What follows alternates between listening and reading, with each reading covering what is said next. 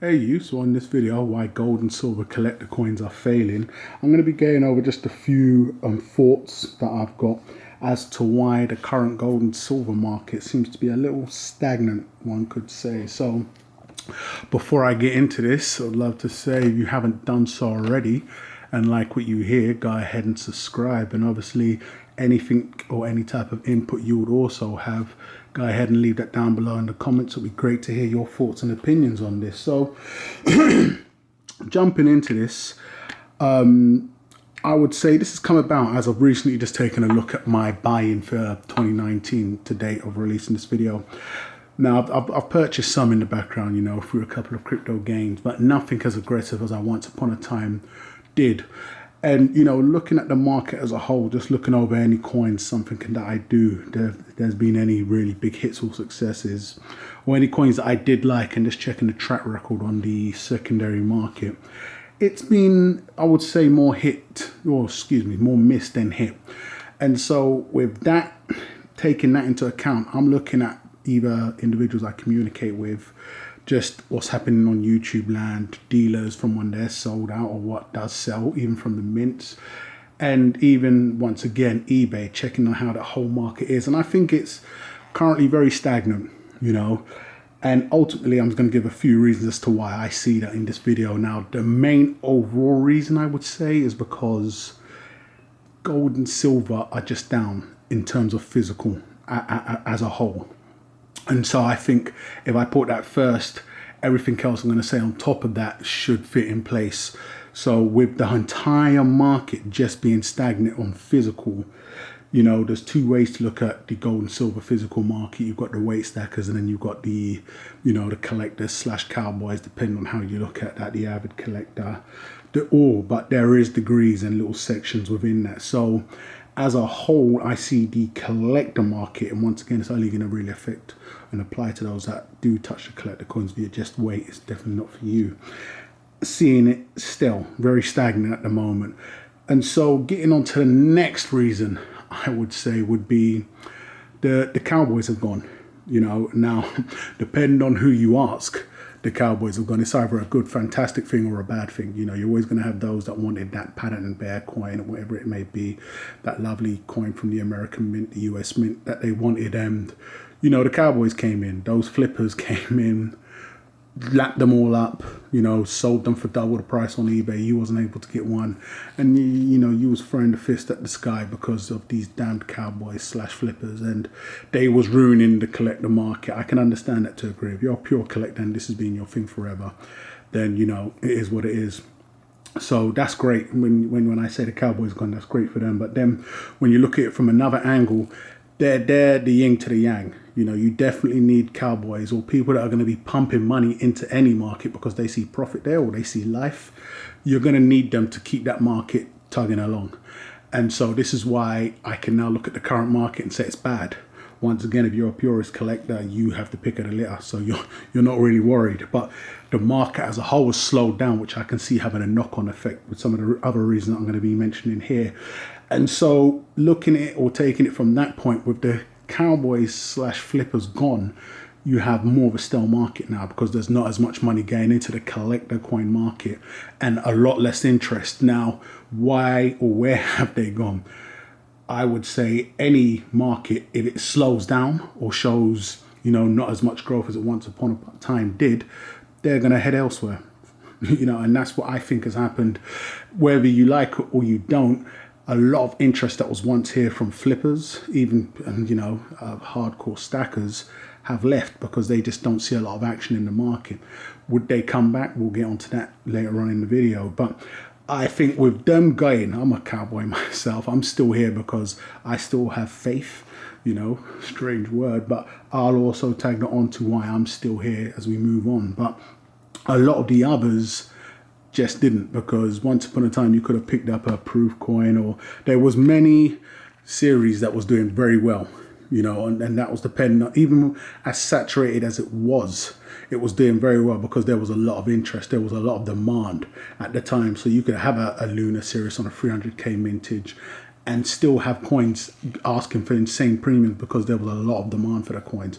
So you look at that now and you've got series at 25k, 50k, a fraction of the 300 plus k, and they're doing nothing. You know, you get the one level up and that's that, and that's purely because the demand just isn't there. Once again, a knockoff effect from there being low demand for physical in general. So then you take away all the cowboys, all my own thoughts and opinions here, because they don't see no action happening over there, and then you get an even harder knock-on effect. You don't need to ask anybody that's buying and selling and flipping how well it's currently gone. Now I communicate and watch a few, and I've seen it seems to be the same story. Once upon a time, you could have made a lot more money off of this, and that's just, you know, because there was constantly new people coming over, because this is where all the hype was, this is where all the rage was.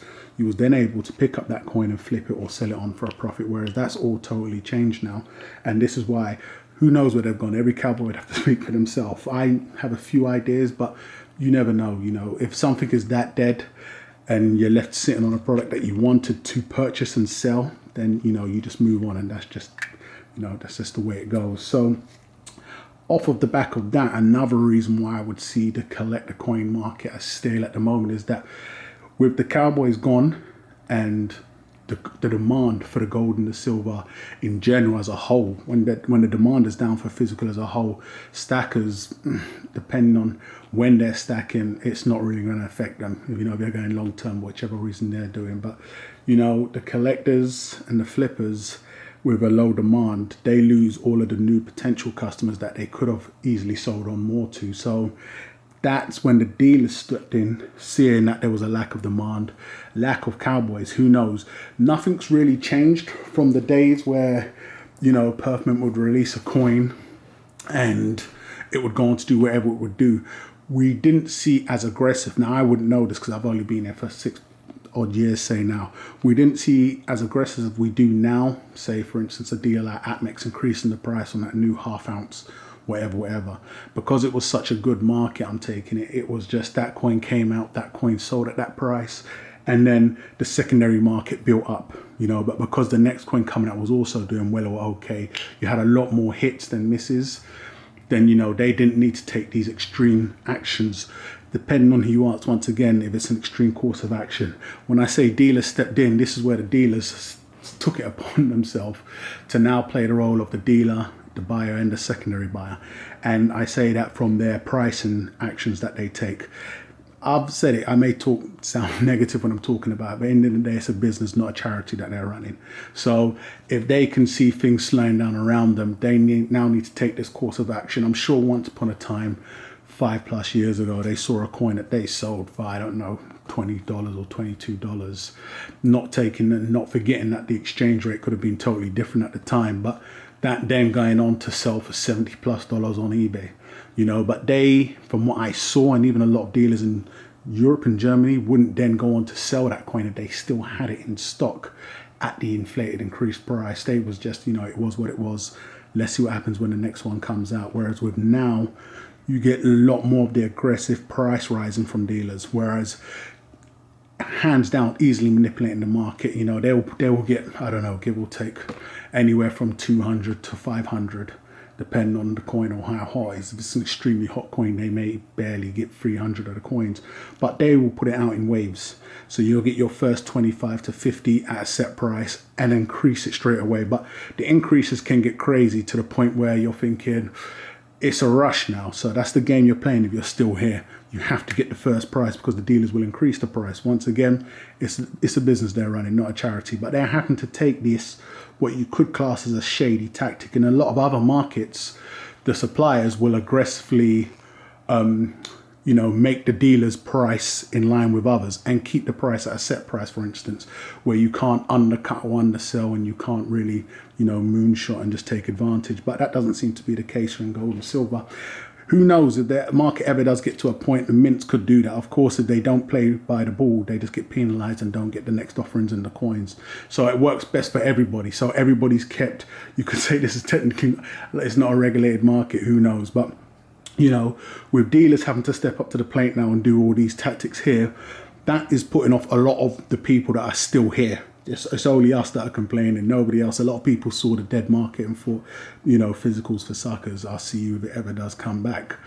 that also is what's caused a lot of the stagnating right now. Everybody that's still currently here with a dead market already, then with the cowboys, technically a lot of the cowboys gone, with that yin to the yang, that dose of money, that hype that also brings, with them also gone, you now have a coin that, okay, you're going to take a punt with, but the dealers decided to sell it for an extra $300, you know, or £200.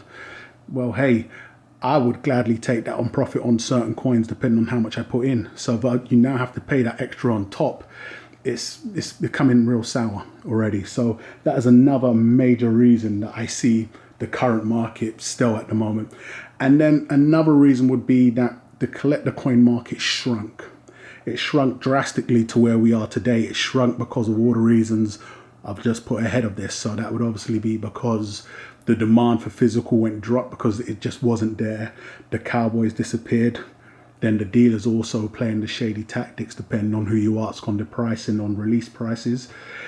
The collector coin market shrunk whereas you'd have more losers than winners. That's always been the case. You know, it wasn't as simple as pick up any coin that would do great, but it got a lot smaller, and it shrunk with new dangers. You know, we've always had the danger of milk spots and silver, but I wouldn't say always. It's become a massive, big problem for a lot that's had them turn the other way in the past, I'd say, give or take 7 to 8 years. You know, it wasn't a problem for foundation, but when you had a big, fancy, expensive collector coin and then a big, massive milk spot would show up, it would destroy the value. Then that was a big issue for a lot of people. But then we also have the problem with a shrunk market, less demand. We now have the oversaturating problem. And this is coming direct from the mints. That's coming in the form of privies. You know, you couldn't find as many privies before, and even if you could, they was more exclusive because they were so rare. Whereas now privies are part and parcel with a so-called limited edition run. With a lot of the older coins, there wasn't that many privies. Mint started doing it. Maybe they realized that the market was getting smaller and smaller, and they wanted to churn out or pump out or oversaturate certain releases more and more.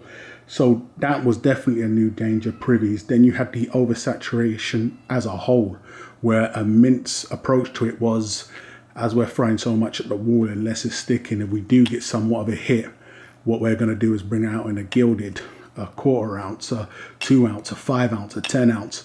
We're just going to really oversaturate. Not to forget, you're getting the same damn design.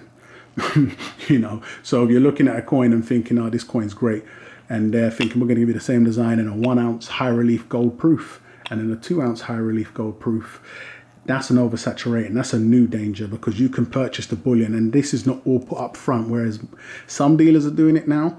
You know, if you took a stand back and really saw the design you was buying and saw how many variants it comes out, it's 1+1 really. You know, too much of anything is not a great thing when you're talking markets, especially if you want to sell it on for a profit. That type of oversaturation really just it killed the market on an already tiny shrunk market, where you're now battling against low demand, dealers doing shady tactics on the price, and then a shrunk market where they're overproducing. On silver, you can get the milk spots. This is what's ultimately led to the current stagnation in the market, that from what I can see. Now, it's hard to say where we're going to go from here. You know, I do think there's a couple of things the dealers could do to bring it back. I've mentioned this on many other videos. You know, once upon a time, you had collectors that was exclusively into these Lunar 2 coins on the proof variant because they came in the free coin set. This is an example of things they've done that threw away avid collectors and also turned off a lot of the cowboy flippers. The Perth Mint then took it upon themselves to bring out an exclusive 2 ounce proof only collection set in the 2 ounce Lunar sets. It's these things that they do, these decisions that they make so late in the game. You know, it was never said in the beginning. These are also shadyish tactics that the mint are doing that's ultimately leaving people burnt. You know, when they done that, there was collectors left, right and centre that vowed to never purchase another Perth Mint coin again. Because if you can easily come along and just change something like that and devalue, and I'm very happy I liquidated my 2 ounce sets.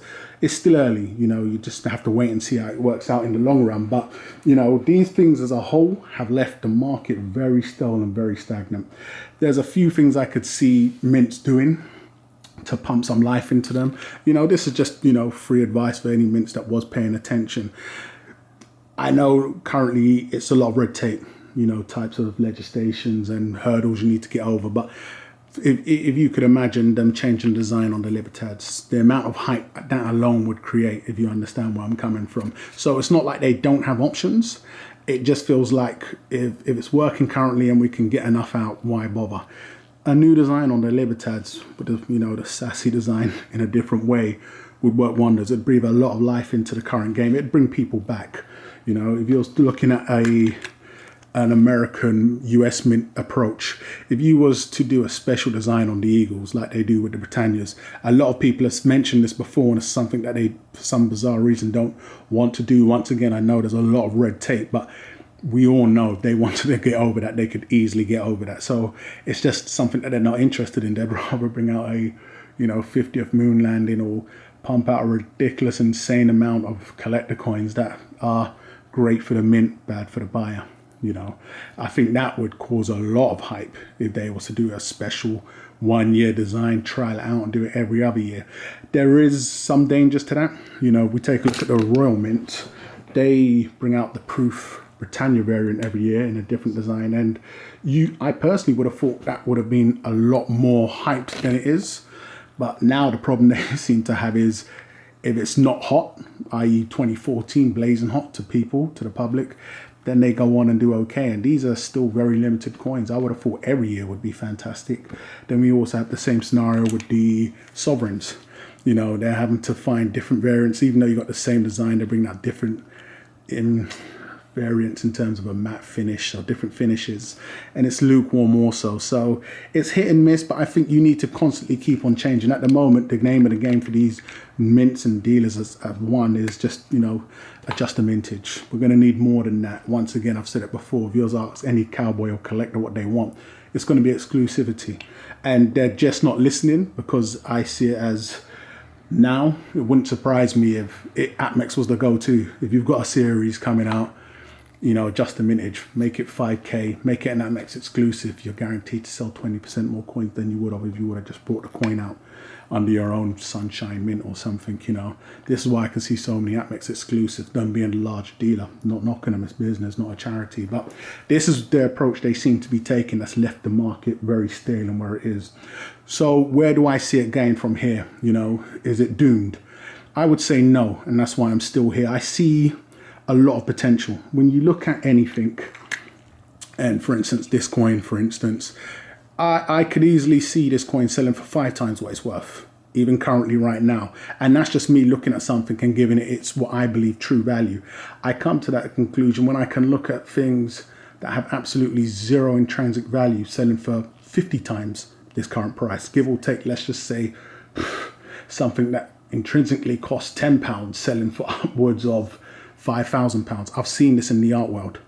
I've seen this in the clothing world. That's crazy. As stuff like Supreme sells for now. So I've seen this. So when you're telling me something like an ounce of gold, even purchased at 2K, 2,000 US, 2,000 GBP, I can't see no reason why that can't be sold for 5K. And this has intrinsic value. So I see that because I see so many other things. I know a lot of people that dibble and dabble in all these things that I just mentioned. I still have a foot in some of those pots. But if those markets can do that, and obviously, ultimately, it's all down to demand. So I do see the demand coming back for physical at some point. And this is why I'm still here. Currently, with all of the things I've mentioned, I just see that point taking a little longer. But will it come back? Can you wait that long? Do you have enough funds, or are you in a comfortable enough position where you can pump some money into it and believe that when the time comes? I don't think a new wave of collectors, my approach and mindset's changed there, are going to come back and, for instance, want to backtrack and jump on Luna 2 when Luna 3's here. We may smash these prices up. It'll be a small select few. And the mints know this, and this is why they keep on producing the same series and the same coins, because it's a lot of people will have no issue starting here and now. Of course, a lot of the hardcore collectors, and once again, they're a much smaller market, will want to backtrack maybe and just have all that is to offer. But if you've got over 300,000 people, well, I wouldn't say 300,000 people would own all, but give or take 150,000 that have a large number of them, they've got a very large pot to pick from. So I don't see a lot of the back stock, depending on what we're talking here, doing well. But if we do get a rush back, they'll rush and start from where they are. That's the way I see it happening. But who knows? You may have purchased it at the current prices. We could be seeing an extra 50% on top of spot from where we are today, and then sell it at whatever you want to sell it at. But I'm still here because I see it having a future. As stale as it is, I'm able to stick around and still dibble and dabble and shift and move a lot of the back stock, the older stock that I have, and only really focus on picking up things that I can really see doing well, or picking them up knowing that it's going to take even longer than it would have taken before. But I'm going to wrap this one up, guys, but it'd be fantastic to hear your input on what you think is either a dead collector coin market or a thriving one. So go ahead and let me know your thoughts and opinions in the comments, guys. Once again, go ahead and subscribe if you haven't done so already, and I'll catch you guys on the rebound.